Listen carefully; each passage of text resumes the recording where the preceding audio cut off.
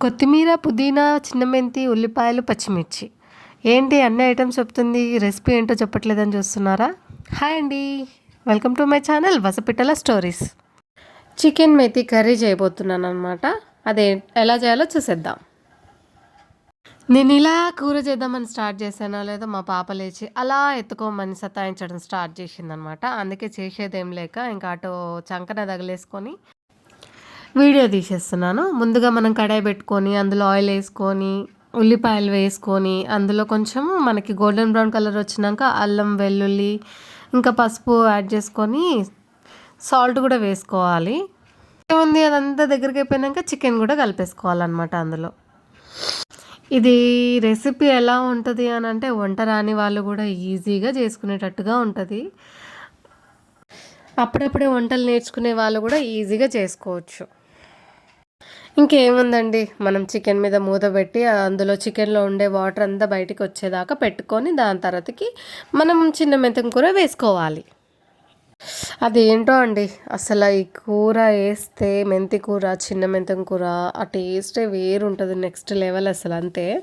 ఇంకా దాని తర్వాతకి మనం క్యాప్ పెట్టేసుకొని తర్వాతకి ఇంకా వాటర్ అంతా ఇంకిపోయేదాకా ఉడకబెట్టుకుంటూనే ఉండాలి. దాన్ని మధ్యలో మధ్యలో కలుపుకుంటూ ఉండాలి. నెక్స్ట్ వచ్చేసి ఇంకా టమాటాలు నేను 2 టమాటాలు వేసుకున్నాను, అది చూపించడం మర్చిపోయినా.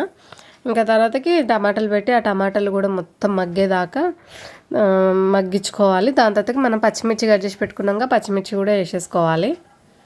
ఇంకా ఏముంది, మనం కట్ చేసి పెట్టుకున్న కొత్తిమీర, పుదీనా అవి కూడా వేసేసుకొని మూత పెట్టి ఇంకా మనం మగ్గించుకుంటూ ఉండాలి.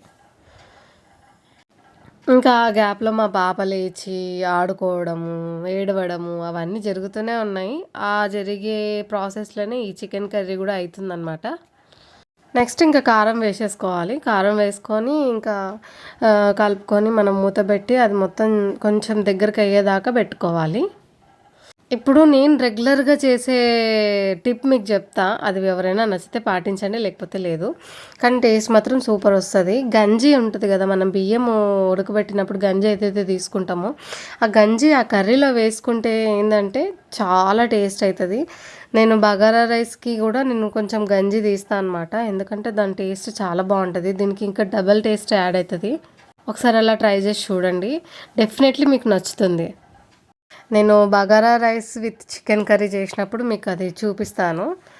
ఇంకా ఇంకా చికెన్ ఉడికిపోయాక మనం లాస్ట్గా ఫైనల్ టచ్ కొత్తిమీర ఒకటి యాడ్ చేసుకోవాలి. అంతేనండి, మనం వేడి వేడి చికెన్ మెంతి కర్రీ రెడీ. మీకు కనుక ఈ రెసిపీ నచ్చినట్టయితే లైక్ చేయండి, షేర్ చేయండి, కమెంట్ చేయండి, సబ్స్క్రైబ్ కూడా చేసుకోండి మర్చిపోకండి. మళ్ళీ కలుద్దాం.